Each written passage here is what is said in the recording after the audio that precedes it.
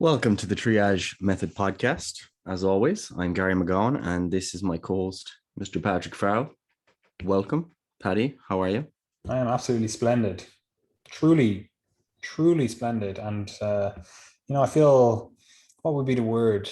Uh, Gracious that I've had to talk to you twice this week on the podcast because, as we discussed, well, it's going to be last week's podcast when people listen to it, but obviously we record it before it goes out. Naturally enough, that's how time works.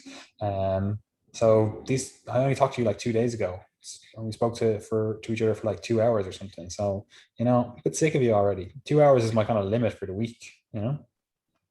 Yeah, of speaking to anyone, whatever about you, just generally speaking to people is very difficult. But anyway, look, social connection is very important for aging and aging healthily. And funnily enough, today we're going to be talking about aging, how to age gracefully, but not too gracefully. Okay. Embracing the different life stages, embracing the beauty of each respective stage.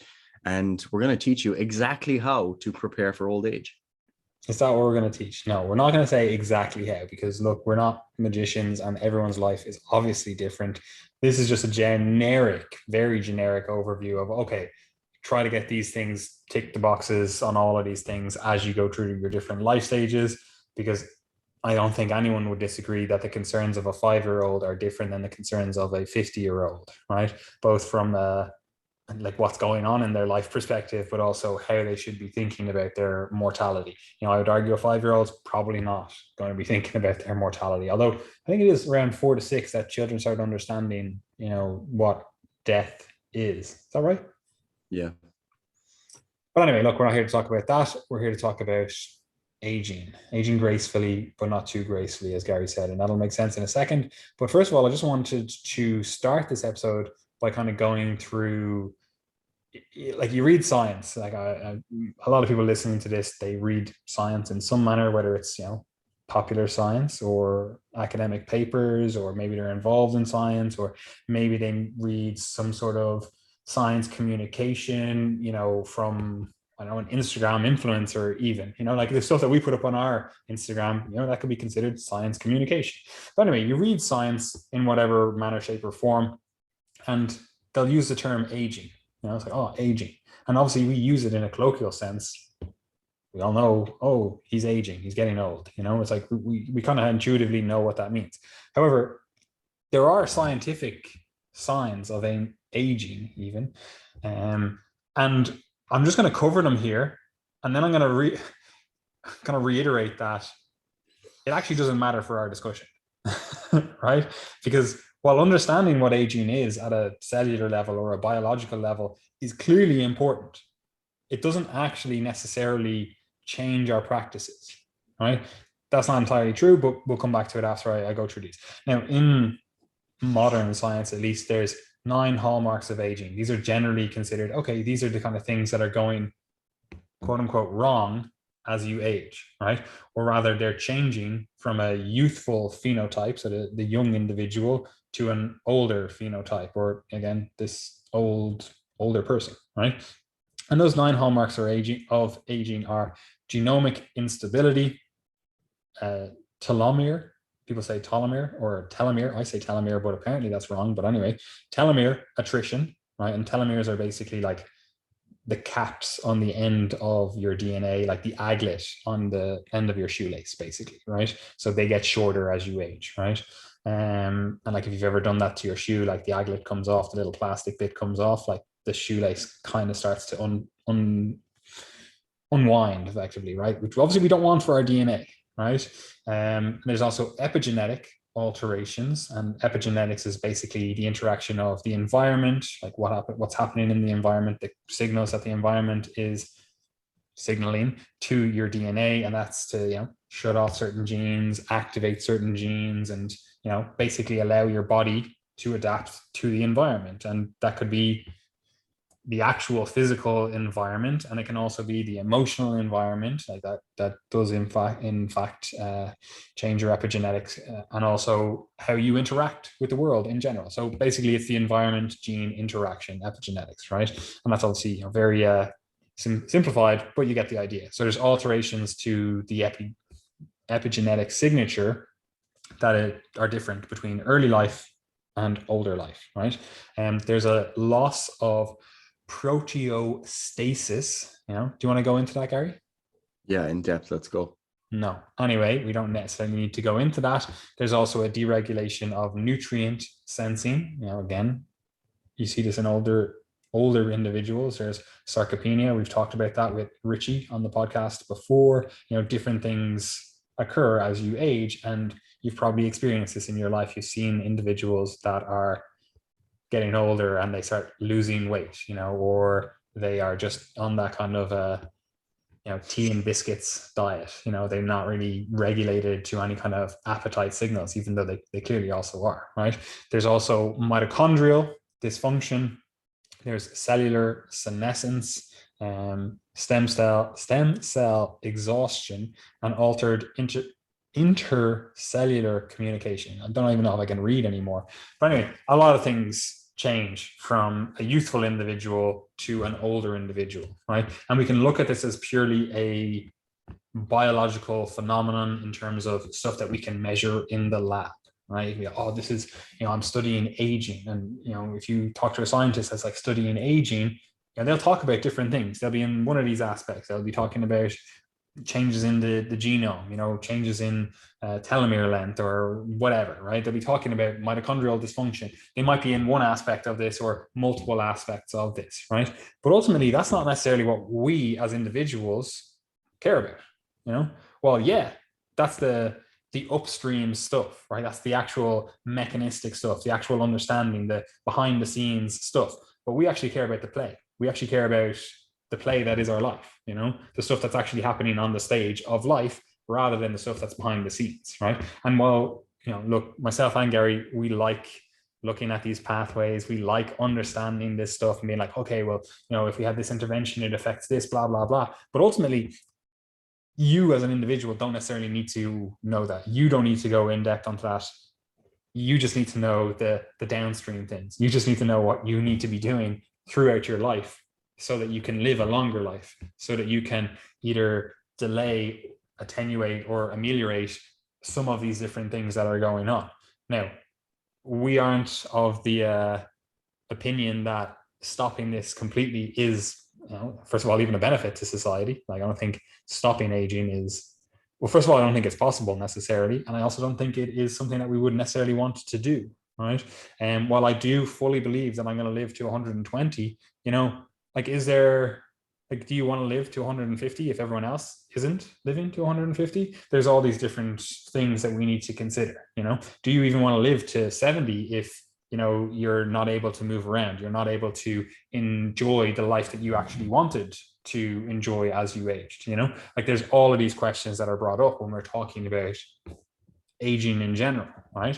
But ultimately, I just wanted to note those hallmarks of aging purely because that's often what's discussed. If you go on any podcast that are talking about aging, they'll bring up these different things. They'll talk about different nutrient interactions and be like, oh, you need to do some sort of mitochondrial biogenesis or mitochondrial re-regulating supplement protocol or exercise regimes and whatever else. And they'll have really sound mechanistic reasoning for this. But again, it doesn't necessarily influence what we as individuals should be doing, and it often is missing the forest for the trees. They're just focusing on these mechanistic pathways rather than the overall arc of your life, but anyway, do you have anything to say on that, Gary? Not so much, really. I think just viewing aging as unavoidable, but something that you can mitigate the negative effects of or experience during that process. I think that's a better way of looking at it than just simply saying, right, how can I live for as long as possible? Like, obviously, it's good to try to live a long life, to extend your life to some degree, but there can be trade-offs there. And that's something that you see with a lot of potential drugs or drug candidates or diet candidates that have been proposed in the anti-aging space that potentially come with a trade-off in quality of life in the meantime. One of those things that might impact your quality of life would be simply being able to enjoy food, or being able to enjoy maybe a drink of beer or wine or something here and there with family, or, you know, an indulgent meal, you know, pizza, one of the joys of life. You might have to trade off those simple life experiences, or you might actually have to trade off more kind of concrete aspects of health, like muscle strength or fitness, because that's kind of one of the difficult things to figure out when it comes to aging. Is, okay, we've got these, let's say, protein regulators and or proteins in the body that potentially, if we were to switch them off or to switch other ones on, we might be able to prolong life or to mitigate the stress in our cells, or these types of things, the hallmarks that Patty's been discussing. But sometimes, while that might prevent, let's say, certain cancers or cell replication becoming chaotic, what it might also do... Apologies, we just had a minor technical error. The connection cut out, so I'm just going to continue as I was. As I was saying, I was discussing the fact that some of the potential mechanistic hypotheses as to how we might prevent aging or prevent, let's say, cellular replication getting out of control, as in the case of cancer. Some of the mechanisms at play there are also those mechanisms that would stop us potentially from being able to build muscle and maintain our strength and maintain our bone mass and these types of things. So this is one of the difficult things about aging or preventing aging, is that we potentially could find ways to prolong life, maybe by days, weeks, months, years, but that could come at the expense of the quality of that life in the meantime. You know, one of those examples would be people, excuse me, people often suggest that high protein diets might accelerate aging. And if you were to consume a lower protein diet, that might reduce aging or allow you to prolong your lifespan due to the effect of IGF-1 and mTOR and how these things impact cellular replication. But if you were to do that, we know that high protein diets generally lead to higher levels of muscle mass and muscle mass maintenance into aging. So maybe the proposed mechanism could lead to you living an extra year or two, but you might be bedbound for an extra year or two as well, or an extra 5 years. Or it might theoretically have prolonged your life by 5 years even, but you actually slipped when you were 85 and didn't have the strength, didn't have the muscle mass, didn't have whatever. You were bedbound for whatever reason. And now your life was actually brought back 10 years, like you dropped 10 years off your life, you know? Yeah, and I mean, you're really banking on the long term there. You know, that's a difficult bet. If you're going to say, right, you know, I'm going to sacrifice all of this now for a year or two at the end, which you don't even know is going to come, and you're potentially missing out on your favorite foods, missing out on building muscle, missing out on getting absolutely jacked out of your mind, etc., and preserving all of other elements of your health in the meantime. I certainly am not enthusiastic about people who are very, you know, hyped up about low protein diets and fasting and that types of thing, or those types of things for extending your lifespan, primarily because of those trade-offs in the short term and the fact that we're really heavily relying on mechanistic studies as well as, you know, basically lab animal studies that are not really transferable to humans. So I'm not particularly enthusiastic. Are you? No, not really. However, that's not to say that there isn't truth here. You know, for example, like you see a lot of bodybuilders and they do all these things that are basically turning on growth signals, and they want to get as big as fucking humanly possible. Obviously, they want to turn on these growth signals, right? But you see them all; they all look 10 years older than they actually are. You know, like you take a bodybuilder who's 25, he looks 35. You take a bodybuilder who's 35, they probably look 50. You know, so it's clearly evident that what they're doing is aging them or giving them the phenotypic, like the outward expression or appearance of being aged, you know? And obviously stuff is happening at the cellular level as well. That's, you know, how it happens, you know, it's cellular organ level, world. So it's clearly that there is truth here. However, it doesn't mean that you have to buy into this wholesale and go, oh, I'm going to go on this low protein diet, whatever. And there are obviously other people that would be, more akin to us in terms of thinking about this longer term, about, across the lifespan. And certain people have advocated stuff like, higher protein diets when you're younger and building more muscle, like, whatever, up until you're 25, maybe, whatever. When you're really in that period of growth, you need more protein. Like, protein is one of the key determinants of height in individuals. That's across the world. People who eat higher protein diets get taller. That's why, with the Dutch, for example, are quite tall. Now they have the genes as well. The Irish are quite tall, especially if you're a dairy farmer, just, saying. But individuals who eat protein, they tend to grow taller, right? So we might have that early period of life where we have a higher protein diet, we build a lot of muscle, we build a lot of our foundations, we get taller, we get all the different things that protein is good for. And then for the middle of life, you kind of consume a lower protein diet, right? So you get the life extending properties of that, and just focus on the minimal amount of protein to maintain the gains you made in the first 25 years of life. And then as you age and you get this kind of anabolic resistance coming on, then you start ramping up protein again, because whatever, you're 75, 80, 85 now, and you've maintained your muscle mass, and now you're kind of getting over it. So there are ways around it, and it's not just an either or switch. However, again, like Gary said, this is, you're banking on a lot. It's like, this is not proven stuff, right? That's not to say that we might change our tune in the future and go, you know what, actually, this seems like a good idea. Like, I definitely don't think consuming like 4 grams of protein per day for the rest of your life is a good idea, while potentially also taking, anabolic steroids, growth hormone, or secretagogues or whatever. I don't think that's necessarily a good thing for health. Like, people talk about, aging, I should say. Like, people talk about growth hormone as a hormone replacement therapy for healthy aging. Like, say, for example, Joe Rogan, he's on growth hormone and testosterone. Now I can maybe get behind the testosterone, it makes sense, but the growth hormone is like, this is probably making you age faster than you would otherwise. So it's definitely not an anti-aging miracle, even though younger individuals do have higher growth hormone levels.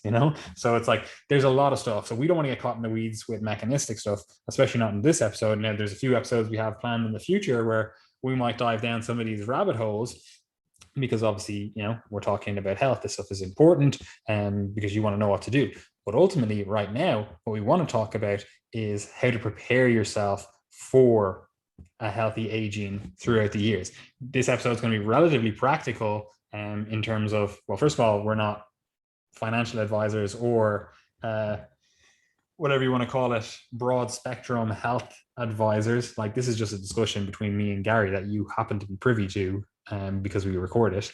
But ultimately, you're in charge of running your own life. You might say, okay, what they have laid out there is pretty good, and I think I might follow some of those suggestions.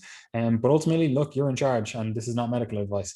But ultimately, we want to look into healthy aging from both a selfish perspective and then also a societal level perspective, right? And Gary has some things to say about the stigma of aging, which we'll get onto in a second. But I also just want you to think about this stuff purely from again, we'll talk about the selfish stuff. That's easy to understand. You want to age gracefully. You also want your family, friends, the people you love to age gracefully. You want them to be in good health as they age. So obviously it's important in that perspective.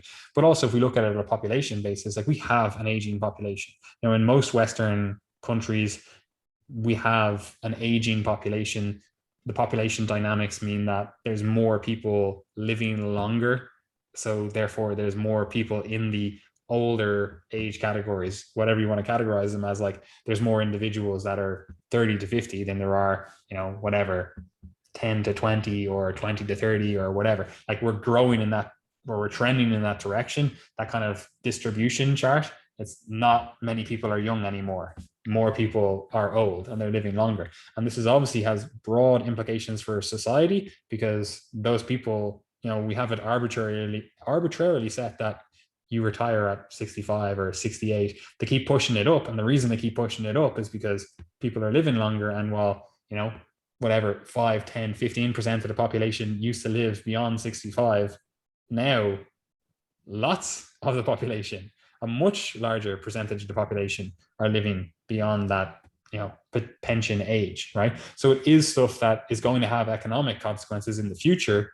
And while we are obviously talking about encouraging people to live a healthy life and all that kind of stuff, you still do need to think about the economic stuff, and you still do need to think about the societal level stuff, because if there is an aging population, that means that more people are going to be required in jobs that care for people that are aging. More, age-related issues are going to be a burden on the medical system, and also you see it even in stuff like politics, where like America, classic example, like in the last presidential election, it was two septuagenarians, two 70-odd-year-olds running for president, like think about being a 70-year-old. Like my dad's in his 70s, right? Now he's in good health and whatever else, but like he was born in 1950. Imagine living most of your life, right? So 1950 to, even though the internet and everything started coming about in the 1990s, we'll say it really started to take off with, just before the dot-com bubble and whatever else. So the 2000s. That means that he lived 50 years of his life, the vast majority of his developmental years and his actual life before the internet. And 20 years on from that, we're now saying that individuals that are in their 70s know how to navigate the landscape that we live in, And you can think about this, like try to say to your 70-year-old granddad or whatever, like, yeah, I am a social media influencer. He's gonna be like, what the fuck are you talking about? So like it has implications for society, politics, everything. We're not going to get into that today though. But I just wanted to bring that up because again, it is important to understand this stuff. It is important to think about this stuff. And while we're going to talk about practical level stuff, there is more to this conversation, right? But anyway, Gary, you want to talk a little bit either about what I just discussed there, or we can move on to the stigma of age. Yeah, because I think that like one thing coming into this discussion is that like when you think about aging, as I said at the beginning, everyone wants to prevent aging or to slow it down or to ensure that, the end of their life or the days where they're maybe not as capable as they once were are as far off into the future as possible. That's understandable, but there's also some trade-offs there that might actually lead to potentially worse quality of life for you, and potentially broader poor cultural perspectives, let's say, on aging.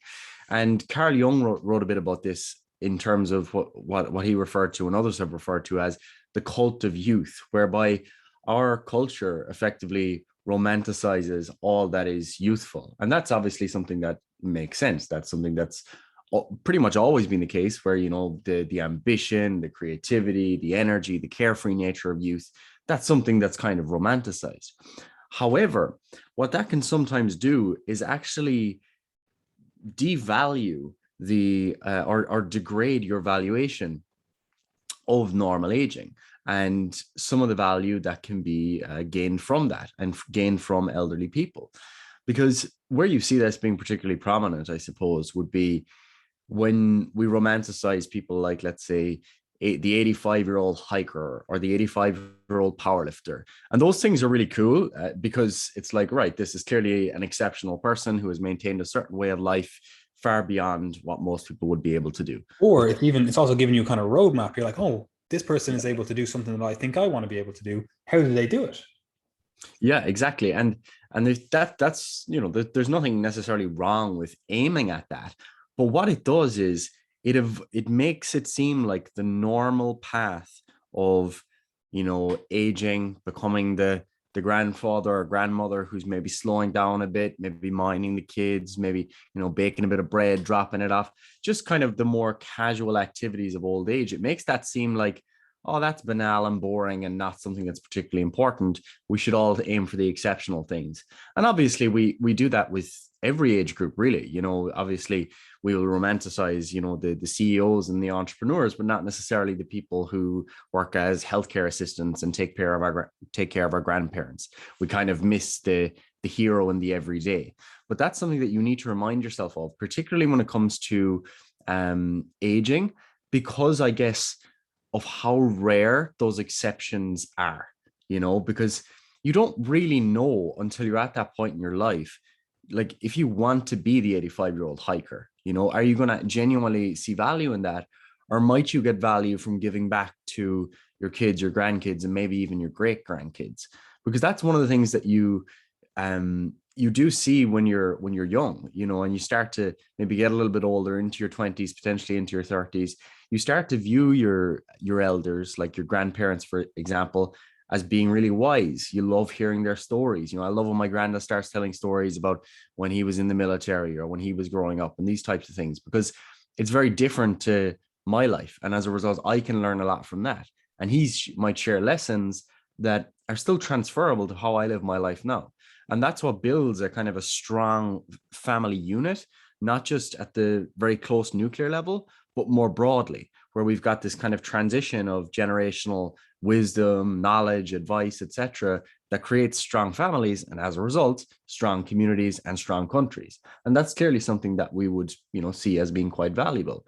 You see a lot of this these days, where, for example, with more women moving into the workplace, and generally both the man and the woman of heterosexual couples being in the workplace, there's a big burden on people who want to, let's say, have multiple children, because they have to then pay for childcare, you know, because it is the norm for the woman to be in the workplace. And that has sometimes been remedied in certain cultures or in certain types of families or ethnicities, where you've got grandparents who live in the home. For example, that was a tradition in Ireland for a long time. Not so much anymore. Still, I think India is probably one of the more robust countries for still having that. Do you know of any other examples? Italy was a good one, and the only reason I say it is because they have multi-generational households, which is why they were hit so bad with COVID as well. It's a good point. Yeah, I didn't think of that. But yeah, and that's, some cultures still kind of uphold that a bit more than others. But clearly there's an advantage there, because one, if you've got, let's say, a multi-generational household, you are obviously looking after, you know, your elders, but they're also maybe looking after your kids. And there's really nice back and forth there. So obviously not everyone has the luxury of having, you know, three generations in their life, or that level of stability. But the point that I'm making here is that each of us at our respective level, whether you're 18 years old or 80 years old, have great value to offer that is actually unique and can't be offered by someone at a different age. So I think before we go running away with the idea that we want to avoid aging and that we never want to get old and we never just want to be the guy, you know, rocking in the armchair with the newspaper, remember that there's actually a lot of value in that, both in terms of the joy that you might experience in life at that point, but also the joy and the value that you can bring to others as well, that maybe don't understand your perspective or don't understand where you grew up or the lessons you learned. So I think that's really, really important. No, 100%. And obviously, look, we live in an age, like I was saying earlier on, where like my dad was born in 1950, you know, so it's like he's been through so many things. I think about 1950s Ireland, like it was basically a third world, well, technically it was a second world country, but that's, we don't talk about second world countries anymore, but it was basically a third world country. Like he was talking about the electrification of Ireland, you know, like stuff like that. You're just like, you can't even fathom it, you know.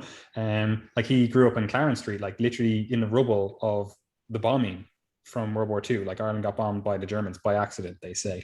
You know, so it's like you can't even fathom that stuff. And obviously his dad, my granddad, like he fought in World War II. Like he signed up to the British Army at 16 years old. You know, he was fighting in Palestine at 17. You know, so it's like the stories that they're able to tell you, you know, you have so much to learn from that, you know. And if you don't respect that and honor that, like, what is all this stuff for? You know.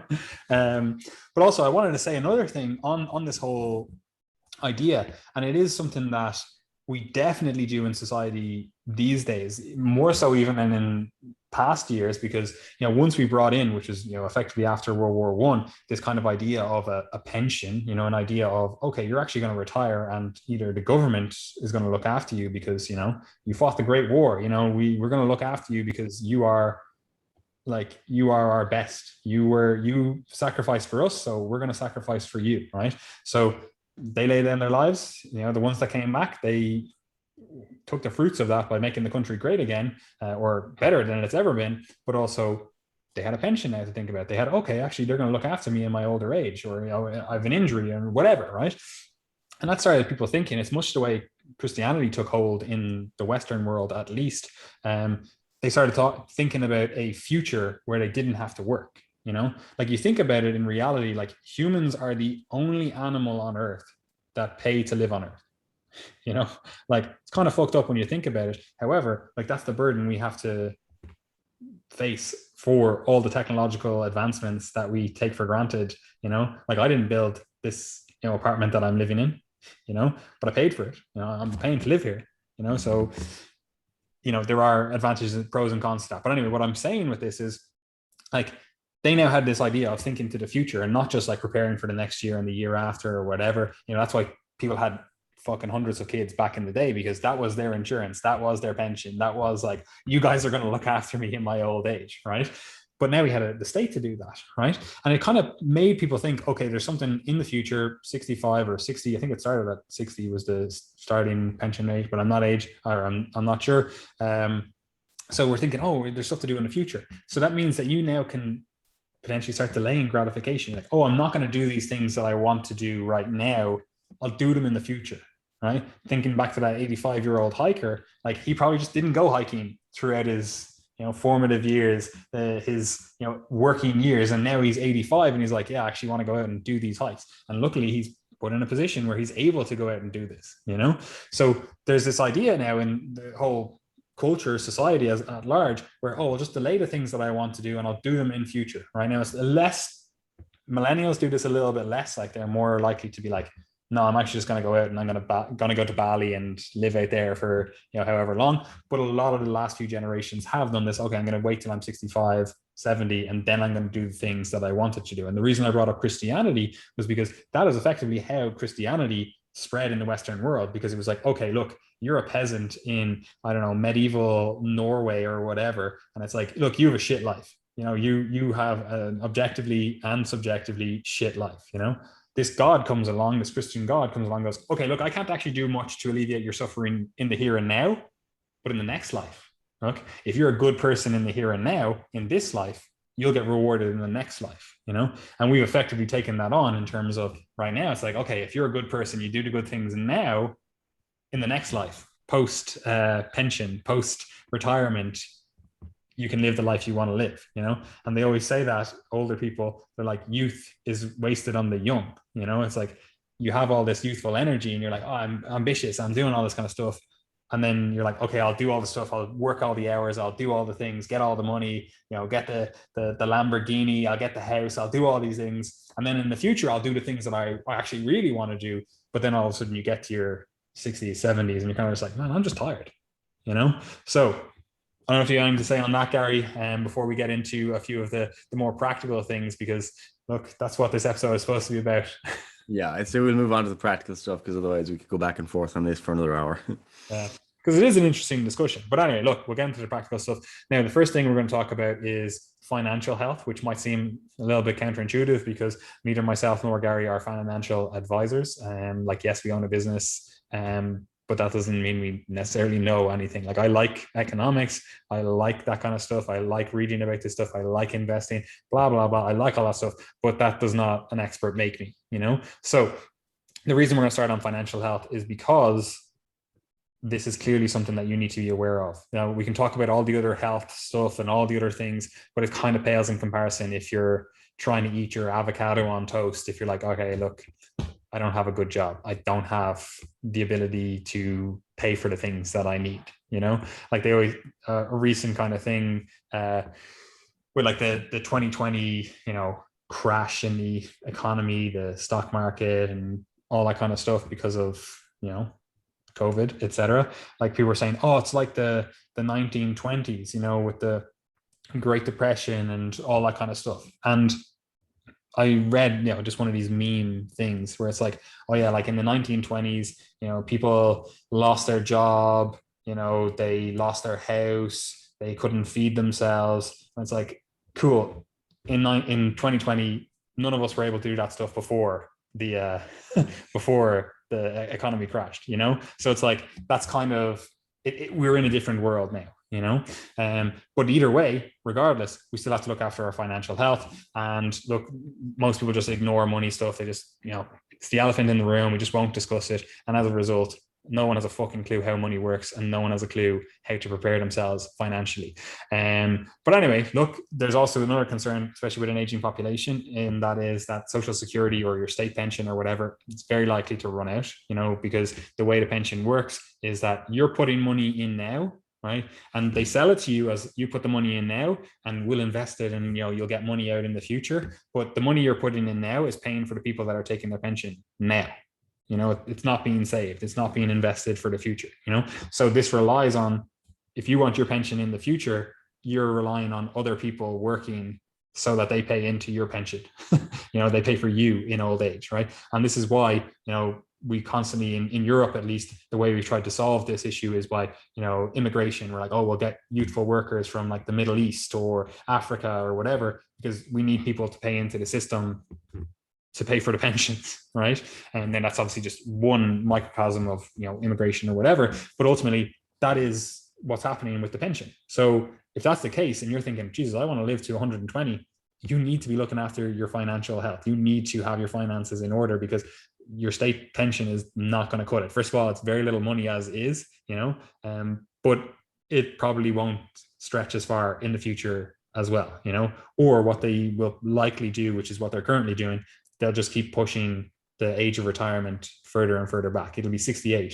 And you're like, okay, cool, I can keep working this job until I'm 68. And then by the time you get to 68, the pension age is 78. Like that's just what's going to happen, because they effectively need to reduce the amount of people that are getting pensions, and they need to increase the amount of people that are working for longer, right? Now, again, just a few things on finances. First of all, inflation is a thing, right? So you need to account for inflation with all of your financial stuff. Depending on where you are in the world, and depending on if you're post-pandemic or whatever, like you need to ensure that your money is going up 2 to 5% per year, right? So if you are on the same money you were on 10 years ago, you're actually losing money. Your purchasing power is degrading because inflation is eating away at that, depending on where you are, at roughly a 2% per year rate. So you effectively need, if you want to be financially secure in the future, you need to be getting like a 2 to 5% raise every single year, right? Now that's not possible in every single job, but this is, generalized advice. I would love to be able to go, look, you just go into your boss and tell them you need a 2 to 5% raise, or just go out and get a better job or whatever. That's not always possible. You need to take that into account, though, that you're like, okay, I'm losing out on money. My purchasing power is going down, and you need to plan for that accordingly, right? It would also make sense if you contributed to a private pension, right? Because as I said, the pension is going to run out. If you want to retire at 40 and sip fucking pina coladas on the beach or whatever, like you're going to need to have your finances in order to be able to do that. Even if you want to retire at 65 or 68 or whatever the pension age is, you're going to need to have the money to do that, right? So contributing to a pension makes sense. Look, it's tax advantaged, and compound interest is the eighth wonder of the world. So the earlier you start investing into that, even if it's like infinitesimally small money, like that's going to compound over years, right? So if you haven't done it, just set up your own private pension. Your work might be able to set you up with one, or you can just go into, a pension company and set one up, right? Now, another thing which has been done for eons to prepare yourself in a financial way for the future is to have children, right? Which sounds counterintuitive, but having children means that there's other earners. It's kind of like a Ponzi scheme, just like pensions are kind of like a Ponzi scheme, just like university is kind of like a Ponzi scheme as well. But basically, those children are then going to look after you in the future, right? So it's financial insurance. Like that's the way humans have done it for eons. So I'm not going to argue against it has merits, it has cons, but people have been doing that. And if you plan on not having children, like a lot of people do these days, like you're going to need to invest the money that you would have been investing in children, and you need to make sure that that's going towards your future, right? Because I know a lot of people go, oh, I'm not going to have children, and then all of a sudden they've spent all the money that they would have spent on children, but now they don't have that financial security that having children would have offered, And again, look, you can argue if it's right or wrong to leave the financial burden to your children, or the ethical or the ethics of making your children look after you in your old age. But if you don't have children and then you don't save or invest that money for the future, no one's going to be looking after you in your old age. We'd love to be able to say that the state is going to do it. But again, as we said, like Social Security, your pension, it's probably going to be running dry by the time you want to retire. So we have to consider that stuff, right? And you also have to plan ahead and consider whether you need care in your old age. So you need to put money aside for that. Now that's hard to plan for. But look, if you have a lot of, I don't know, neurodegenerative disease in your family, you're probably going to need to put money aside to look after yourself, which is less than ideal, because if you do have neurodegenerative disease in your family, you're probably putting money towards looking after the people that currently have neurodegenerative disease in your family, But again, look, I'm saying these are things you need to be thinking about. I'm not saying that these are easy things to actually do in practice, so don't confuse the two. I'm not, on my high horse in this ivory tower, like, just, put more money over this way and put more money over this way. It's like, we realize that people have finite resources, we have finite resources, but you just need to be thinking about this stuff if we're going to be talking about healthy aging, because again, everyone just doesn't discuss this. And it's like, oh yeah, just live till you're 120. And it's like, yeah, okay, cool. Now you're a homeless man at 90, less than that. Getting health insurance and life insurance, pretty standard advice. I don't think anyone would necessarily disagree with that. Life insurance, especially if you have children, and health insurance, especially if you live in a country that doesn't have robust, like, socialized medicine. Like if you live in America and you don't have health insurance, it's like, okay, you're kind of, you're going to be in a bad way when you're older. Forget about if you have any accidents, injuries, or whatever in the interim. You're going to be in a bad way because the American medical system is, bankrupt city. But you're going to be in a really bad way if you're like, okay, I'm going to get old and I'm almost definitely going to require care, and you don't have health insurance. And then finally, you want to get your last will and testament together, so that if you do have money in different places, because you've been saving, you've been following all the other stuff that, we were just talking about, you want to make sure that it goes to the right areas. You don't want to have like your 5 children from 2 different mothers or whatever fighting over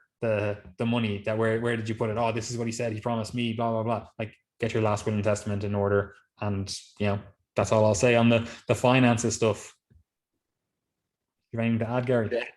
No, I'm happy with that. I mean, if we can all get all of that done, we'd be in a fantastic place, But I think the most important thing is to just start with something, don't keep living day to day, week to week, because if you do that and you don't have assets, you don't have anything that's accumulating, etc., you're going to be in a bad place in a few years' time. Yeah. And look, again, not financial advice.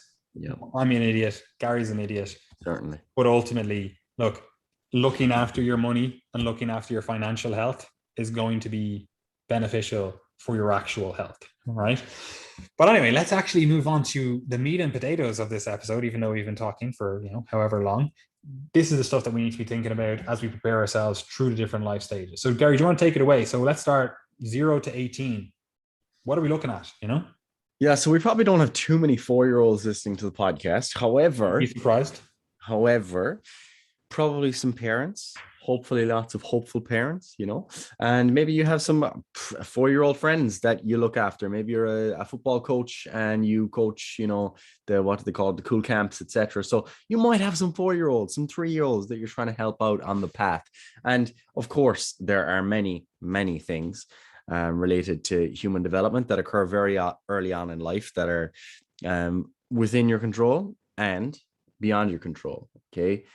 Kids need a lot of different things to be able to develop normally. They need love, care, attention. They need an environment that they feel safe in. They need to be able to explore new things. And when they discover something new, to, appraise it. Is this a threat? Is this not a threat? Is this something I can do? Is it something I can't do? And then to be able to repeat those exposures or novel tasks over time. And that's how we end up learning. So, the child will initially learn how to control their head, and then they'll learn how to look side to side, and they'll start reaching for things, and they'll start to roll over eventually a few months in. And, then they'll start to maybe pull themselves up into sitting, or push themselves up into a kind of a dragon position in prone, and all these types of things, eventually getting to the point where they can sit unsupported, they can stand supported, then they can maybe cruise along objects holding on to the side of the couch. And then eventually they'll try to take a step on their own. And when they do that, they'll fall over, and they'll have learned that lesson. both consciously, and in terms of the actual underlying nervous system and muscular adaptations. And that process continues and continues and continues. And you can see that that is not something that ever really ends. But early on, it seems like that's almost automated. It seems like, oh yeah, we all just learned to walk, that we just did. Like everyone can learn to walk. Everyone can learn to catch a ball. Everyone can learn to jump up and down.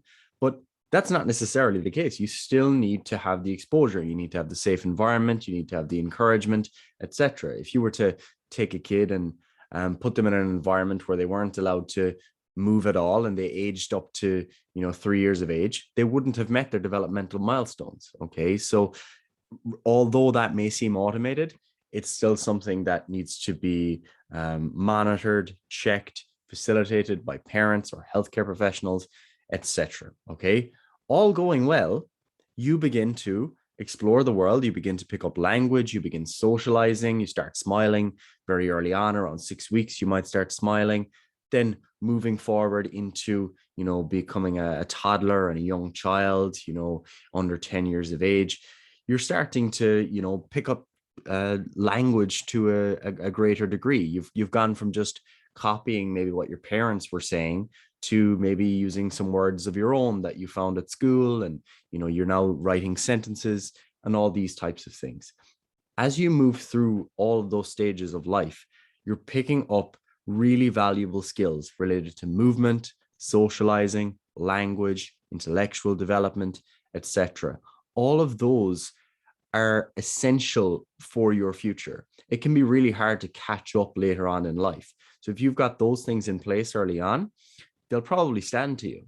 You can still catch up later on. Some people only learn to write as adults or to read as adults, but those are skills that a lot of us take for granted in the developed world. Okay, we all are, most people listening to this podcast live in relatively advanced societies.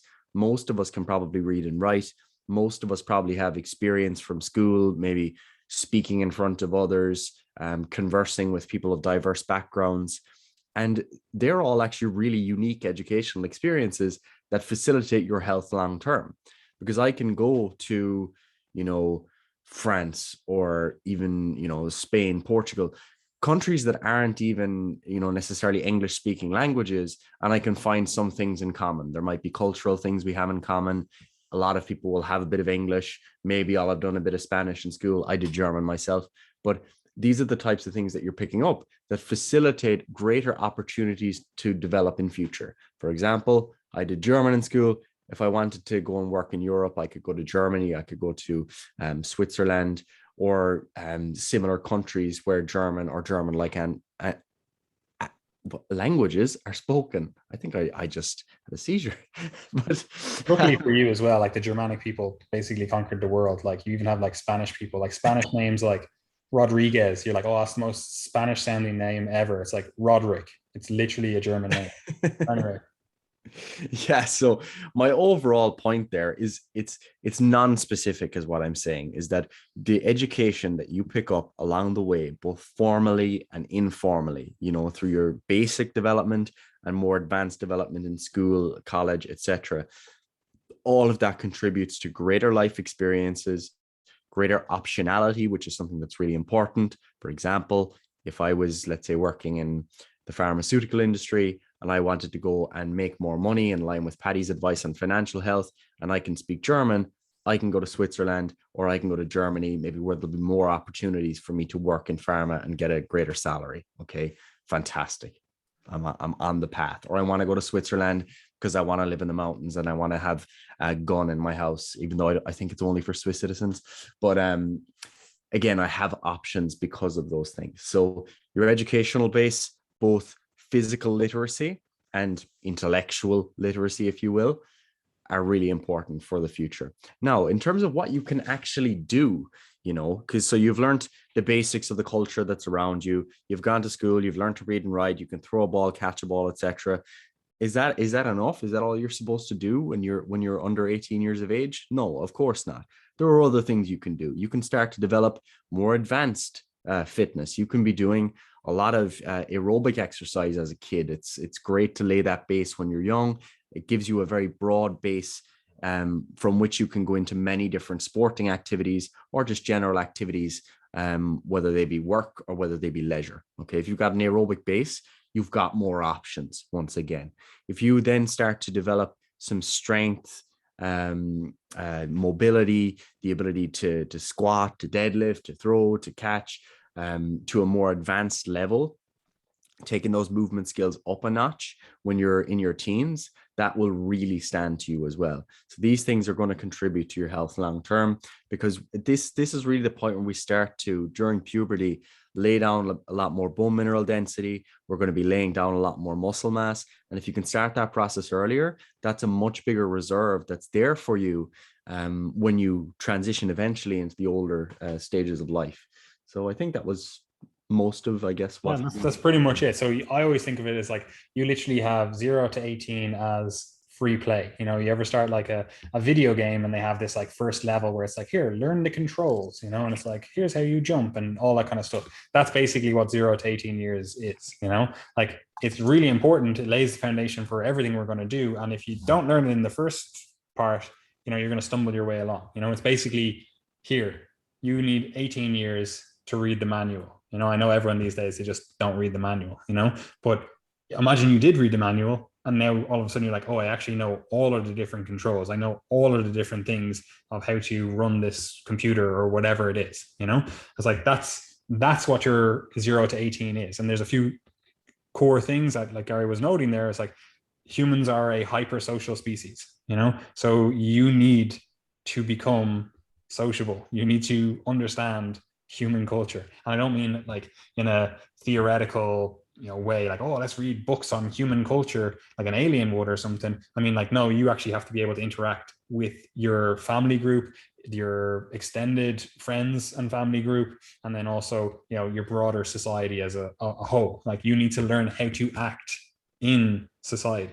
That's what 0 to 18 is. And you can imagine if you don't learn this, you're a 21-year-old and you can't even go up to a till because you're like, oh, I can't talk to a stranger, like that's, you were supposed to learn that before 18, obviously, look, this is the ideal or the normal. Obviously, there's individuals that this doesn't fit for, like if you have some sort of, I don't know, neurodivergence, you're on the autism spectrum, for example, this is not going to be, it's not going to come natural for you. You have effectively a handicap in this regard. You're handicapped in terms of your ability to learn the human culture or interact with the human culture. So you're going to have to work harder on that, and it still might not be enough, right? But otherwise, we're talking about this normal general population here, you need to learn hypersociality, because that's what humans do, right? So you need to learn that. If you didn't learn that, like you're listening to this as a 34-year-old and you struggle with these things, you're like, oh Jesus, I still get my mother to book in with a dentist or whatever. It's like, okay, look, you need to overcome this. You're a 34-year-old and that was something you're supposed to learn as a young child, get it sorted now, So hypersociality, we need to learn that. And the way that's kind of expressed is you need to be able to interact with your culture, your society, right? Now, ideal, you'd be able to interact with other cultures and societies. That would be fantastic. But at the very least, let's make sure you're able to interact with your culture and society, right? Then we also want to, like Gary was saying, we want to make sure we're hitting these developmental milestones through our younger years. And effectively what we're doing there is we're developing basic movement pattern competence. We're basically, oh, am I able to move through the environment? Am I able to control my own body in relation to that environment? That's all we're learning, right? So if you're thinking of this and you're like, oh, what should I do with my children? You just want to make sure that they're able to do some basic movements. Are they able to run? Are they able to jump? Are you able to do a squat? Are they able to, crawl? Like any of these kind of things that you'd be like, okay, they're basic movement patterns. Like some of them you'd see in the gym, for example, you're like, okay, I want to do a squat, a hip hinge, a lunge, and different things like that. Yeah, you can think of it in that perspective, but we need to think of it more broadly as well, And the easiest way that we do this in society is just getting children to do multiple different sports, getting them to be active in general, go out, climb some trees, play football, do whatever, right? Get into fights, like all of that kind of stuff. You want to encourage that, and you want to make sure that your child is learning basic movement patterns. If you don't do that and you're, a 25-year-old or whatever, and it's your first time in the gym, and you've never moved. The last time you went for a run or did exercise was when you were like 8. Like, there's a huge deficit here. We have to overcome that. There's something that it's going to take you a while to even just learn the movements. Forget about like trying to build muscle, forget about trying to build strength. Like, all that stuff was obviously happening in the background, but the real goal with the first while, if that's the case for you as a 25-year-old who's never done any of this stuff, you're really just trying to catch up and gain back some of this basic movement patterns. Like, I've seen individuals who are in their 20s, and like, you ask them to jump over a very small step, and they're like, I can't. Like, they don't know how to jump. Which you can imagine is not ideal. Like, we have to do stuff like step in life. You're gonna have to jump up onto a small step, out of the way of a car or whatever. So it's like, if you can't do that, like, you're at a severe disadvantage in society. So we need to have those basic movement patterns, because again, if we don't learn them earlier in life, you're fucking definitely not going to magically learn them when you're in your later life. And you can imagine, as a 70-year-old, you don't have these basic movement patterns. You're not able to squat. Like, you're not going to be able to just do this easy sit to stand out of a chair. Like, you never even squatted when you were younger. You don't have even the motor control to be able to do this. So we need to develop that when we're younger. And again, if you haven't developed it in the first 18 years, look, you need to play catch up, right? And then we also need to develop like basic education standards. We need to attain them. Most in the Western society, or we don't really need to think about this too much, because most people, you go to primary school, secondary school, and you attain at least those basic levels of competence in, reading, writing, arithmetic, whatever. But obviously they can be developed further. Like, I think both of us would argue that science should be something that people should be learning, even if it's just the scientific method, because first of all, the scientific method is not intuitive. Like, we've had it for like 400 years, and humans have been around for thousands of years more than that. So it's not intuitive. It's not something that just like comes to you naturally. So some sort of scientific literacy would be great. And like Gary said, some sort of ability to speak multiple languages would be even better. Like, think about the amount of time in Ireland, how much time, money, and effort is spent teaching children Irish, like Oscailga, and they can't speak it. Like, and it's not even a case of poor teaching. There's just so little incentive for it. And there's multiple ways that we could incentivize that in society. But also, you think about it, like, I know you're down in Kerry, which is closer to the Gaeltacht than where I'm from. But there's more Irish speakers in Dublin than there are anywhere else in Ireland, So we should be using that, you should be having that as a focus. But anyway, like, that's a side tangent. Learn multiple languages. That would really set you up for later life. And we could argue, especially in the modern day, if you can learn some sort of programming, that would be even better, right? Like, you would have such a head start. And a lot of schools these days, they do have that kind of stuff. Now, again, some schools don't have access to computers and whatever else. Like, it's not ideal, right? But then finally, we come to our kind of teen years. We want to make sure that we're developing muscle mass and strength that's going to stick with you for the rest of your life. You need to lay down the foundations now, lay down bone mineral density now, all of that stuff, really important. And again, you can play catch up to an extent, but this is, again, your formative years, And then finally, I just want to say, on that kind of 0 to 18, like, engaging hobbies. Look, this is, again, that free play level, So it's like, do a load of different things, literally be like, oh, I'm going to play a musical instrument. I'm going to do this sport. I'm going to do X, Y, Z, all of these different things. Just figure out what you like, figure out what hobbies you enjoy, because that is something that we're going to come back to multiple times throughout these age categorizations, But anyway, Gary, right, we're 18 years old. We've done everything right, or maybe we haven't done everything right, and we need to play catch up before we move on to the next section. So we're 18 to 30 now. What are we focusing on?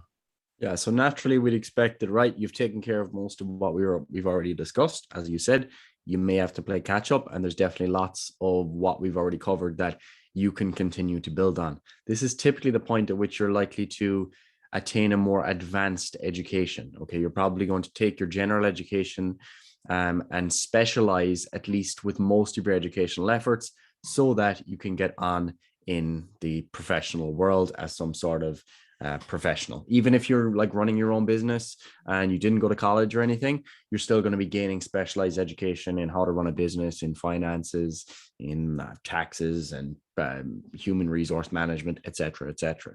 So this is the point where you will be specializing your education a little bit more. Along with that, you're really going to be during this time starting to not only with the education side of things, but you're going to be specializing your career a little bit more. You're going to be making decisions as to what direction you want to go in. For example, you'll be weighing up decisions like, right, if I want to have a family, am I able to do this job? Okay, my wife or my husband, they're also in the workplace. And if both of us are working 80 hours a week, I'm not sure we can have 6 kids, but we want to have 6 kids. So maybe one of us needs to take a higher paying job and the other person is going to spend more time with the kids. They're the type of decisions that you start to maybe think about around this time. You mightn't have them made, particularly these days when a lot of people don't have kids until, even in their 30s and potentially their late 30s. Now is still a time where you're like, right, I need to start thinking about this 18 to 30. Okay. So career progression, education related to that, that's going to be something that's key. Along with that, developing experience related to your career, but also related to extracurricular or extra career activities is also something that's going to stand to you later in life. For example, it might be experience with traveling. It might be that you've traveled a little bit, you've seen some of the world, you appreciate the world beyond just your local level. That's particularly important for people like myself and other people from more rural Ireland, who haven't even potentially been to a big city or lived in a big city for a while until you've gone to university. You do learn a lot by spending time and experiencing how other people live. So there's something to be said for that. University might be enough. It might be that going from Kerry to Limerick and then to Cork, like I did. I lived in Dublin for a while. Maybe that's enough experience for you. That's kind of one of the good things about a more intercultural or multicultural society. Like if you live in Dublin, like you're going to have friends who are Muslim, you're going to have Black friends, you're going to have white friends, you're going to have Asian friends, you're going to have friends or at least acquaintances or people in your area that are from many different cultures, and you can benefit from that. So experience can be taken through all those different respective domains: educational, career, cultural, and otherwise, and you're likely to benefit from that. So get your experience now. Now, other things, obviously, we want to continue developing strength and muscle mass, and potentially during this time as well, if you were to specialize in a particular sport, this is the time that you'd be doing that as well. While early as a child, you want to be a bit more of a generalist. If you're going to specialize between 18 and 30, now is kind of the time to start specializing. Now, becoming a specialist in sport or in training isn't necessary for health. And in general, what we would suggest is that people, if they're just concerned about their health and they're happy to, train multiple different modalities, remain a generalist, continue getting stronger, but continue getting fitter as well. And maybe figure out some new skills. Maybe you want to take up some martial arts. We mentioned previously that homicide or attacks are going to be things that people are exposed to as potential killers or things that might harm them in their future. So having some degree of self-defense capability would be wise if you wanted to be that generalist during this period of time. Now, fitness, of course, can go in many different directions. And we're assuming that as a listener of the Triage podcast, you're someone who's already training, you're living that kind of generalist lifestyle. Some people will be more specialist. So that's that. Now, you can continue to develop your aerobic foundations. You can pick activities that are enjoyable as well, which is something that's really important that you're likely to sustain beyond 30. And you're also going to weigh up the decision or weigh up the benefits of being a specialist with the trade-offs. For example, you might take up a particular sport where you know that everyone that's retired from that sport has had to get knee replacements, hip replacements, etc. long term. That's up to you. That might be something that is worth it. It might be something that's not from a longevity perspective. Furthermore, ideally you'd like to make boatloads of money during this time. Okay, that'd be fantastic if you can start to, get financially stable, start putting money into the respective areas that we mentioned previously, and put yourself in a position through your education and your experience that we mentioned previously to either get a significant salary increase during this time or to be in that position in your 30s. Now would be a great time to start to do that. Okay, along with this, especially as you move towards your late 20s, especially if you're no longer traveling around, this is kind of where you start to become a bit more of an integral member of your community, and of wider society. So, for example, it might be that you've come back to your hometown. You're now working as a professional. Let's say you're a local GP. I'll just go with that because I'm in medicine. I don't know why, but I thought you were going to say a local drug dealer. But anyway, That's fine too. No, if let's say you're a local GP, and maybe you're starting to work, but maybe you're also doing some volunteer work for a local charity who can avail of some of your medical assistance, or maybe there's a lot of homeless people in the area and you volunteer to do some medical checkups on them. Whatever is or relevant. what they do in Kerry a lot of, which I'm surprised you didn't say. You just went out and picked up litter. Yeah, absolutely. That's something that we do in Kerry a lot, which is why Killarney keeps getting the tidy towns, because we have fantastic volunteers who keep the streets super clean. You see people walking in the morning, driving around, picking up litter all around the town. And that's something that starts to become more important to you, especially if it's somewhere you're going to live long term. Because if you're coming to your late 20s, moving towards 30 and beyond, and you want to have kids, you're thinking, you know what, if I'm going to raise my kids here, I actually want to make sure that, there are clean streets and that it's, safe, and that there's neighborhood watch and all these sorts of things. So now is definitely a good time to start giving back to your community as well. What else is there in 18 to 30? Good oral health you had in there as well. If you can keep the old teeth clean and not lose your teeth, that would be fantastic. I have a load of fillings from when I was a kid which looked desperate, and I've had one tooth pulled, so I'm not doing a great job now, to be honest, but intact otherwise. Yeah, but the oral health thing, it's like, this is something that people just kind of forget. Like, obviously people like, white teeth, they're like, oh yeah, I want to have these sparkling white teeth, but it's like, no, you need to actually do a lot more to encourage good oral health. And again, it sounds like, oh, like obviously oral health, we're like, oh, we understand you want to keep your teeth, blah, blah, blah. But this actually really becomes important as we age, because if you lose all your teeth, like just imagine an animal in the wild that lost all their teeth, like they're not going to survive long term, right? And it's kind of the same for humans. If you lose your ability to actually get nutrients into the body, look, it doesn't bode well for you, And you might be thinking, oh, like, look, modern medicine, the way it is, like we'll just get new teeth implanted or whatever. But again, it doesn't work out that way, So look after your teeth, lay the foundations here now, develop a good oral hygiene checklist, whether it's like brush my teeth 2 to 3 times per day and floss my teeth at least once per day. Like, again, it actually does pay off down the line. I personally don't like the idea of mouthwashes, but that's for other reasons related to nitrous oxide. But anyway. Yeah. So look, you can brush your teeth, floss your teeth, plus or minus mouthwash may affect your oral microbiome and increase risk of hypertension, but there's probably bigger fish for many of you to fry in the meantime. Now, other things. Final things we want to say in that, just before we move on, look after your hearing as well. What? Yeah, exactly. My hearing's actually terrible, so. Yeah, I know it is. But it is really important. And like, this again sounds like stuff like, oh yeah, look after your hearing. But I mean, like, you can actually do things in your earlier years that pay off in your later years. Like iPhones and Apple these days, they do a thing where they'll be like, oh, your volume you've been listening to your music or whatever, it's reached your threshold, your 100% threshold over the last 7 days or whatever, like that stuff actually does impact you down the line. You start getting like tinnitus and like ringing in your ears and different things, or just progressive hearing loss because you haven't been looking after it throughout your formative years, and if it's going to be crap in your 20s, like it's going to be crap in your 50s, and it's probably going to be awful in your 80s, so you need to make sure that you're actually looking after that stuff earlier in life and actually doing the things that lead to better hearing, well, at least maintenance of hearing. You need to do that earlier in your life, because again, it doesn't necessarily just get better, and you don't want to be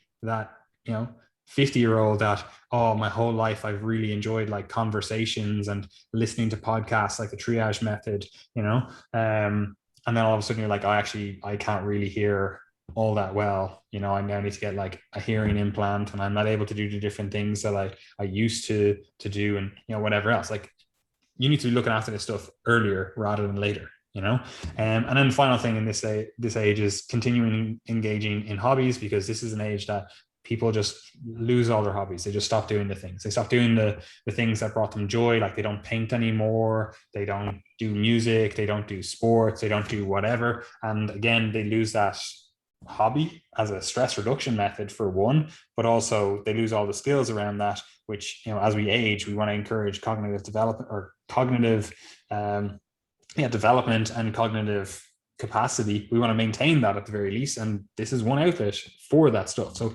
engage in your hobbies. You might not be able to do it at the same level you were able to do it, but maybe it might even be a sport and you're like, I just can't play that sport anymore, but perhaps you can give back in some other way. Like, a lot of people do this in Gaelic football where, they're not able to play the sport anymore, so they go on to become a coach, or they enroll their kids in their whatever local club, and they're always down there helping out. They're like, oh yeah, I'll wash the jerseys, or I'll do whatever. Like, you can still be a part of that society and that community, and even though it's not directly necessarily engaging in the hobby that you used to love, you are still a part of it. And again, that's one aspect of this whole broader community stuff, which is, again, humans are hypersocial species. You need to make sure you're an integral part of your community and your society. And again, if you don't have hobbies in your later life, like, you don't want to necessarily just be that old man or old lady who just like sits on the sofa and watches TV, whatever slop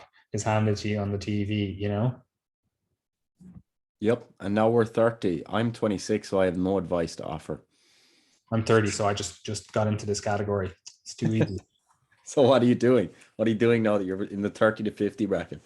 Well, there's still a few things. We're basically still checking the boxes with all of the other things that we were talking about. Like, you're still, trying to prevent bone loss. And this is especially important if you're a woman, especially because most women are going to hit menopause somewhere in the range of 30 to 50. They're going to hit menopause. Now, again, there's some individuals that are longer than that, but at least that's something that's on your horizon in the kind of 30 to 50 category, likely in the 40 to 50 category, really. But again, it is a bit of a Russian roulette. You don't really know when the end date is coming, but either way, you need to be looking at preventing bone loss. And again, this comes back to things we've talked about with bone loss, or just, maintaining bone mineral density, doing some resistance training, and then also just getting out and moving. Even walking is a benefit to bone mineral density. And again, walking is also a benefit for keeping your ability to walk, right? And looking after your ability to walk long-term, because again, very likely you don't want to be the 70-year-old, the 80-year-old that's only able to walk like 5 steps and then they need a break, right? Because they either don't have the strength to do it,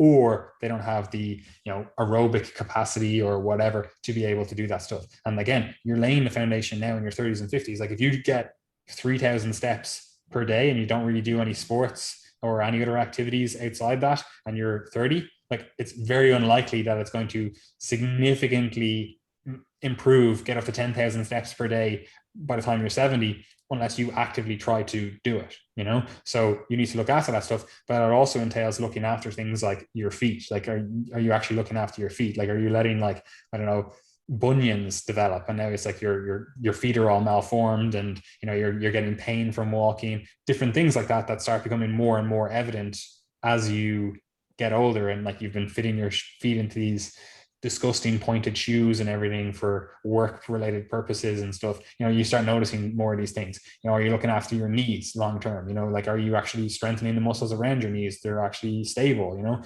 and just even getting into the different ranges. Like, you'd be surprised by how many people that just sit at a desk all day, and if you ask them to actively bend their knee into flexion, they're just like, oh yeah, literally I get to like a set or a 120-degree angle at the knee, and they're like, oh no, Jesus, that's starting to hurt a bit. I'm trying to get some cramping sensation in my hamstrings. Like, stuff like that. Again, like, you'd be surprised by how much people actually notice that stuff and then still do nothing, Or again, this is a classic one, like, people just start plopping down into their seat more and more. and then to get out of their seat, they're using their arms and they have to, basically slide off the sofa or the chair or whatever. And it's like, this is stuff that if you're not able to do this now in your 30s to 50s, it's not going to magically get better as you age, right? And again, you can imagine it. There's an emergency, your house is on fire, you live alone, you're 65, barely able to get out of your seat. Like, do you think that you've put yourself in your best position to be able to survive that? No, right? So you need to look after your feet, your knees, and then also your low back as well. And these are just common sites of injury that prevent people from being able to maintain their walking abilities as they age. But do you have anything to say on that, Gary, seeing as you are the pain and injury management expert? No, as per usual, keep exercising, keep getting stronger. Even if you're not getting stronger, train as if you were trying to do so and stay active. And the next thing then is we want to start engaging in health screening. There's different things. Again, we've talked about it before, the US Preventative Health. What is it called? The US Preventative Health Care, whatever it's called. Anyway, we'll link it in the show notes. But basically they have like different screening things that are like, oh, these are, more or less likely. If you go back to that episode, we talked about like, a few different screening things, what you should be thinking about, doing your own like kind of life assessment. This is especially the age where you want to be doing more and more of that life assessment and going, what are the risk factors that I have? What are the things that are likely to kill me? And then make sure you're doing health screening for them. If you have a history of colorectal cancer in your family, it makes sense to get screening for that. If you have a history of, heart disease, like, do you at least have a baseline for where your, LDL is at the very least? You can do more advanced testing, but do we have some sort of baseline? Like, we need to start getting some sort of health screening, again, depending on what your GP says to you, depending on what is relevant in your area. Again, there might be, some sort of virus that gets people in your area, or I don't know, whatever. Like, it's going to be, geographically relevant, and then also it's going to be dependent on your risk factors. So start health screening. If you don't know what health screening to get, just look at the guidelines in your country. Just be like, okay, what guidelines for health screening are recommended for 30-year-olds or 50-year-olds or whatever, because they're different for men and women. They're different for different ethnicities. They're different for a whole host of different things. So again, you need to get the specific ones for you. Like, you don't want to be that 50-year-old who should have been getting health screening, like all your friends and family were getting health screening, and you were like, oh, I didn't even know, and this is especially relevant for guys where we just don't engage in going to the doctor, engage with the medical sphere at all. We're just like, oh yeah, like, look, it'll look after itself. And it's like, no, like, that mole that was on your arm has been growing and it's all jaggedly edged, and it's like, it's not it used to be a circle and it's not anymore. It's like, you need to get that checked out. Like, there's very basic things. Again, talk to your doctor. We're not doctors. Gary's a trainee doctor. I don't even know what you call yourself. You're basically in college. That's all I would say. But then on top of that, this is the age that most people are going to start having children. So start having children at this age. That would be my recommendation. I know it would be yours, Gary, because we both have a bias for having children. So have your children. Ideally, you should have started in the previous category. 18 to 30 would be best for outcomes. 30 to 50 poor outcomes. I would actually tend to agree. However, look, we live in the modern world. Look, there's a trade-off here with, having to develop your, what would be the word? Your financial health, So sure. That's what people have to do. That's a trade-off of being a millennial in this day and age, or even Gen Z, or, So unfortunately, most people are not able to have children in their earlier years. They may not want to as well. They may not have found the one, right? But anyway, 30 to 50, that's generally, look after or start having children, however many you want. If you want to have 12 children, you're probably going to need to start earlier, or, have multiple wives. like you need to be thinking about this stuff. As I said, or as Gary said earlier on, like, this is the kind of stuff you need to be thinking about in your kind of 18 to 30 age bracket. You need to be like, okay, well, how many kids do I want? Do I even want kids? Is it something that I need to start preparing for? Like, how am I going to do that with the job I want, or the education I want, or whatever it is, or the experiences that I want, et cetera, like, you need to plan for that stuff. So do you have anything else to say on the 30 to 50 age bracket? Because I actually think this age bracket is the one where you can actually do the most for your health, but it's actually very basic, because it's basically just make sure you continue to do all of the things that lead to good health. You probably have more money now. You probably have a little bit less stress because you're good at your job. You're stuck in the rhythm of your job. You know the ins and outs. It's not like you're in college every waking moment and you're going like, am I making the right decision for me? And like, what should I do here? It's like, no, you kind of have your life figured out in your 30s to 50s. It's a little bit easier. It's like, eat well, exercise, keep being a key part of your community, have some children, and keep taking it along. Get some health screening. What else is there? Yeah, it's pretty basic to me. I mean, I might change my mind once I get there into my 30s, but for now I won't advise you people. But I think that the evidence absolutely points to exercise right now being really important. Okay, lay down your muscle mass now, lay down your bone mass. It's going to be very difficult as you get older and older to catch up on gains that haven't been made now, regardless of your sex. So get on it. Absolutely. It should also be noted that generally it's also, in the kind of later 20s, start of the 30s, this is when people start, laying down more body fat, where they're just like, oh, like, my metabolism is slowing. And it's like, no, your metabolism isn't necessarily slowing. It's, that might be the case for some people, that there is some age-related decline in metabolic rate. Usually it parallels age-related decline in muscle mass. But maybe there's some metabolic adaptations, but the real one is people just get more sedentary. They just drive places more. They don't walk. Like, you can imagine you're a college student, like back in your college days, when you used to cycle to college and, you'd walk around everywhere and you couldn't get a lift somewhere, you couldn't get the bus, or you couldn't get whatever. You're like, oh, I'll just walk there, or, whatever it was. You were just way more active, right? And now you're trying to eat the same amount, but you're half as active, right? So you need to account for that. If you are accumulating body fat, that needs to be addressed. And ideally in that kind of 30 to 50 age bracket, you're maintaining a healthy BMI, ideally a healthy body fat level, but at the very least a healthy BMI. And look, we would have the preference for slightly more muscular physique, male and female, purely because we think of muscle as a protective organ for, well, first of all, general functioning, but also as you age, it is a protective organ. It allows you to ideally not slip, fall, break your hip, do all that stuff.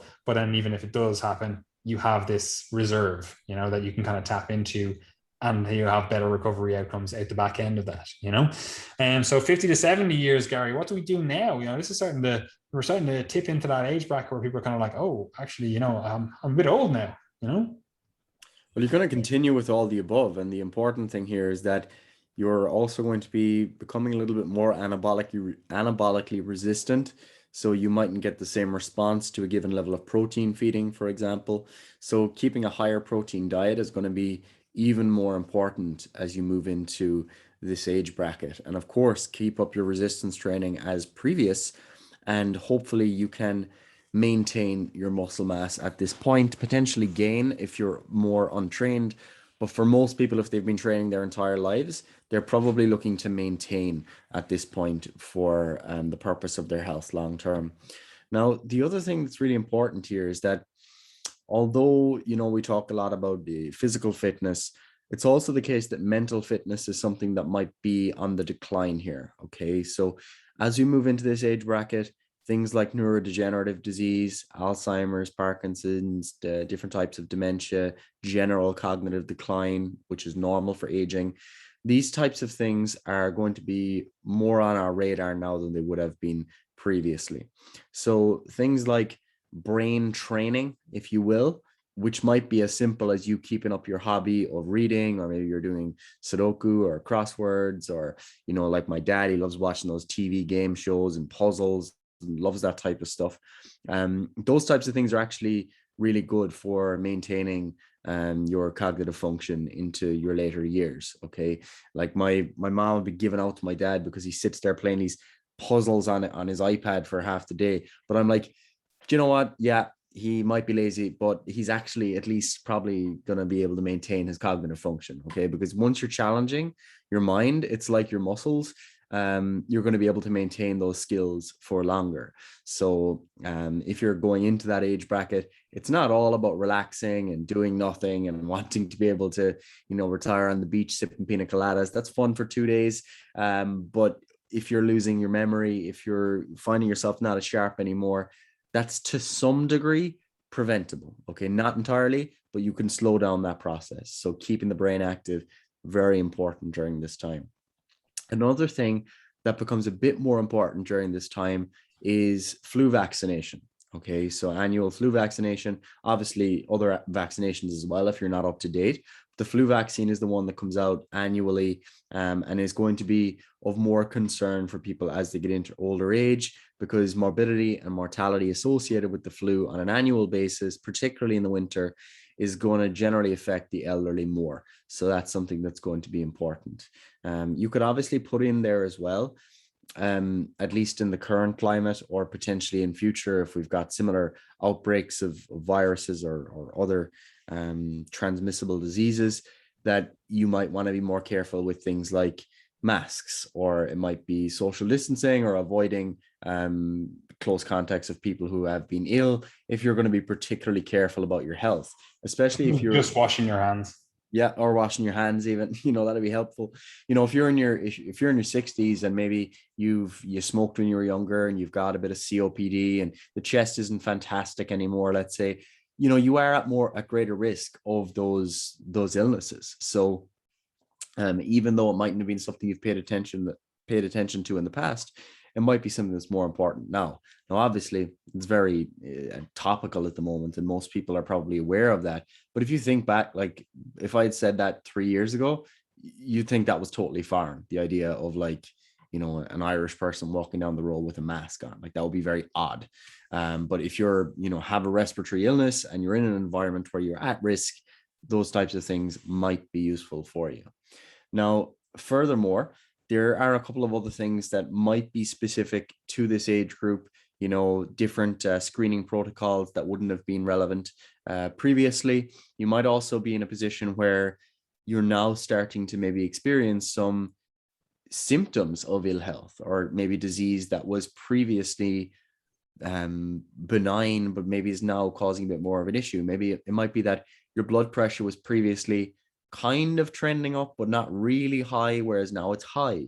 And it might be that now you need to start taking medication from your GP and starting to develop a schedule to make sure that's consistent throughout your life. That's something that can be quite difficult, especially in the 50 to 70 age bracket. A lot of people in this bracket are on multiple different drugs, especially if they've had a cardiovascular event or cardiovascular disease in the past. They might be on 6 or 7 different tablets, and remembering to take them each day can be a bit of a challenge, or it might just be the friction of having to take so many is just too much. So simple things like having a pill organizer and things like that can help you out here. Obviously, it's very dependent on your situation, but screening for health conditions and then actually addressing those health conditions as soon as they arise, this is really important during this age bracket, because it might be that you're now starting to develop symptoms of a disease process that has been developing over decades, such as heart disease, like we've discussed many times. And the sooner you get on top of it, the better. Yeah, 100%. And then just, again, a lot of the stuff that we've been talking about, you want to continue your hobbies. Again, this is an age time, or a time where people just, again, start dropping off from their hobbies. They just don't engage with them. Now, some of it's, sporting related. They're like, oh, look, I'm 50, the knees are a bit at me, I can't, do what I used to do. But you need to replace that hobby with something else. You need to continue hobbies. Again, it keeps you connected to the outside world. It keeps you part of the community, keeps you part of society at large. It also, again, like Ari was saying, in regards to brain training, it keeps the brain active. And if it is a physical one, it also keeps the body active as well. And again, you just need to continue doing those stuff like looking after your oral health, looking after your hearing, like getting regular eye tests, or like the window into the soul, so to speak. Like you can see if there's like vascular damage, you're like, oh, actually my blood glucose wasn't as well regulated as I thought it was, or well managed as I thought it was. Look after your hearing, look after your ability to walk. Again, those knees, feet, low back, all those different things. You're going to start noticing a few more niggles around those areas. So get them treated, get sorted with those things. And again, we have that bias towards resistance training, but ultimately there are some other modalities that could potentially help with that, even if it's stuff like yoga or stretching or whatever. Like there is some therapeutic benefit there. Again, depending on what the issue is, that may or may not help, but ultimately I just want you to be active. I just want you to keep moving in that 50 to 70 age bracket. And again, same thing again, we want to make sure that we're staying in a good body composition area. This might actually change. You might want to put on a little bit of fat, as you get into the 70s. Again, just like having that kind of muscular reserve, having a little bit of a fat reserve is potentially beneficial as you age. Now, again, we are coming into that kind of anabolic resistance. What we don't want to have happen is, you gain some fat while you're still losing muscle, and you get this really like a skinny fat, phenotype where you just look like you've lost muscle and you've gained fat. We kind of want to avoid that. So you do still need to be engaging in resistance training, engaging in activity in general, And then, Gary, 70 to 100, is there anything particularly here that we would necessarily change from the kind of 50 to 70 bracket? Because this is over a 30-year span. If you can keep everything going that you've done previously, fantastic. Okay. But there are a few other measures that might become important here, such as balance training, for example. You want to be able to maintain your balance at the very least. And if it's been identified as an issue, it might be something that you work on with a physiotherapist or a personal trainer, or it might be something that you need a gait aid for, such as a 4-wheel walking frame or a Zimmer frame, or something like even a walking stick or a crutch or something along those lines. It might be that you have different changes in the home to facilitate your mobility. Simple things like having a higher toilet seat, having maybe a walk-in shower. These types of things that you might not often think of become very relevant in old age, because if you have to constantly step in over a big, massive bath, which I always had in my house as a kid rather than a step-in shower, I even remember as a kid, like, you might do that 100 times and maybe once you kind of slip and catch yourself. But if you're old, that once could be the time that kills you potentially. Yeah, So you've seen how high my bath is in my flat. Like, the thing is literally up to my waist, and I'm quite tall, so you can imagine if you're a 70 or 80-year-old trying to get in and out of that. I can't even speak today. Get in and out of that. Like, the chance of injury, the risk of injury just goes up dramatically. Yeah, so home modification, something that becomes important there. Other things are more specific, like, for example, not if your mobility is like genuinely declining and you're walking around the house in slippers and there's rugs everywhere and there's a dog running around the place, they're all falls risks, so those types of things become important. And that's something to look out for your grandparents or your parents as well. If you're in their house and you see a carpet's maybe curled up as they walk out of the sitting room, that's a trip hazard, and again can have potentially grave consequences for people who are older and who are struggling with their mobility. So that's really important. The other thing as well is like doing your best to not give in to your decline in function, because this can be a real vicious cycle. It's expected that between 70 and 100, you're going to have significant declines in your function versus where you were when you were 30, regardless of your kind of pre-morbid level of fitness, if you will. You're going to have a decline. But if you give into that too easily, and we often facilitate this as younger people, where we won't allow the elderly to walk or to carry their own shopping or to do anything for themselves. We want to help them with everything. But the downside of that, while as kind as it is, it can sometimes lead to them just losing those basic skills of not walking anymore, not really getting out of the chair anymore because you're always helping them up, those types of things. Okay, so continue. Short-term good, but a long-term evil. Exactly. The keeping up as much as you can within reason is a good idea. You do have the other extreme, people like my own grandfather, who, if we weren't to stop him, he'd be up a ladder, literally on the roof at 86 years of age, can barely walk, but would be trying to do everything for himself. Okay. There's definitely another extreme there too. Some elderly people are absolute gunners and just will never stop. But a lot of us elderly people, a lot of elderly people in our society naturally start to do a bit less as they get old. And that's fine to a certain point. We just don't want it to get so bad that they're not able to get out of a chair. And a really important one, that they're not able to get up off the floor. That's a really important thing that can happen, is if someone can't get off the floor and they have a fall, even the simplest thing like being able to get to the phone to call for help could be literally life-saving. So getting up off the floor, having that level of mobility at the very least, is just really, really important in this age bracket. Yeah, 100%. And again, all the other things still apply. Flu vaccine, health screening, engage with the medical community. If you need to be taking drugs, take the drugs, all of that kind of stuff. We would still argue, if you can, do some resistance training, do some aerobic training, do some training, full stop. I really don't care what it is. Just keep yourself active. If you can do it daily, if you can get out for walks, like the longer you can keep yourself active, the better your life is going to be, And again, that's not just from the fact that it'll maybe, hopefully, prolong your life. It'll keep your quality of life quite high. Like imagine even just going for a walk during the day, going down to the shops, even just, saying hello to a few people, versus the person that is effectively housebound. They're not able to leave their house at all, which I'm sure you saw a huge decline in muscle mass, strength, etc., because of all the lockdowns with older individuals. And like that was probably again, it's one of those things where it probably saved a good few people because, they didn't get COVID, they didn't die, they were in an at-risk population, but it probably did cut some years off their life because they now have a decline in muscle mass. They weren't bedbound per se, but they were sitting at home a lot more. The social connections, they were reduced. They weren't able to engage with the community around them, and muscle mass goes down, bone mineral density goes down, their ability to walk goes down. All those different things went down. So there are trade-offs in that respect.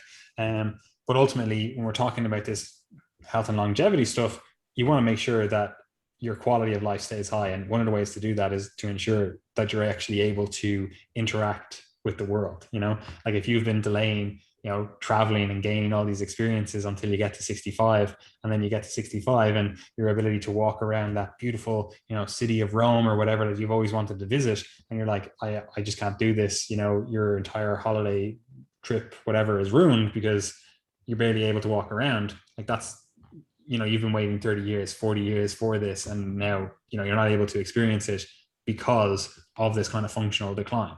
So even though we're talking about this kind of 70 to 100 year age bracket, it is something that you want to be considering throughout your life.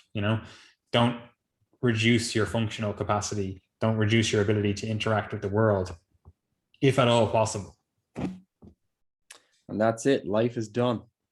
Fantastic. Well, I personally plan on living to 120, so there's another 20 years after this, but I'm saving that secret sauce for, when I'm 100 years old and I'm doing the podcast, and I'm like, all right, look, this is how we do it. You'll obviously be long dead though. Gary's been dead for 40 years, so I'm going to open the podcast today. Yeah. So look, hopefully, we look back on this in the future when I'm 120. Well, I'll reach 120. You'll only reach whatever, maybe 85. We give me that 85 if I'm lucky. We'll look back and we'll be like, oh man, I couldn't believe we forgot this main thing that we should cover, that ideal at 35, that you should have inserted that thing, you should have been doing that thing. And look, that's the nature of science, that's the nature of all this stuff. Like, new discoveries happen, and then also, this is just a podcast, it's just two lads having a chat, so it doesn't cover absolutely everything. I know there's definitely people listening to this and going, oh, they should have covered this very specific, oddly specific thing, and that's the key. And in reality, it's like, look, if you can just keep yourself active, keep the diet good, do all the different things that we've talked about, keep your sleep good, like we intentionally didn't focus on just the fundamental stuff that we talk about all the fucking time, like it's presumed you're doing that stuff already. We've talked about it in the last episode and all of the episodes before that, so we're presuming you're doing those foundational things. But then on top of that, there are these other different things that we can be, thinking about as we age through our life. But anyway, Gary, wrap it up for us there. Do you have anything else final to say? As always, guys, if you're interested in coaching with Triage, we do have coaching spaces available. You can find the information in the description box below. You can also avail of all of the free content that we put out on our social media by following @Triage Method on Instagram and our respective coaches, all of whom you will find on that Instagram page. You can also keep up with other free content by subscribing to our Triage Method email list, which will be linked below, as well as the Triage Method community Facebook group, which will also be linked below. And then the final step to take is to leave a rating/review on the podcast if you can, or at least share it with a friend, share it on your Instagram story, and help spread the word. Fantastic. I have nothing else to say. So peace out, everyone. Enjoy yourself.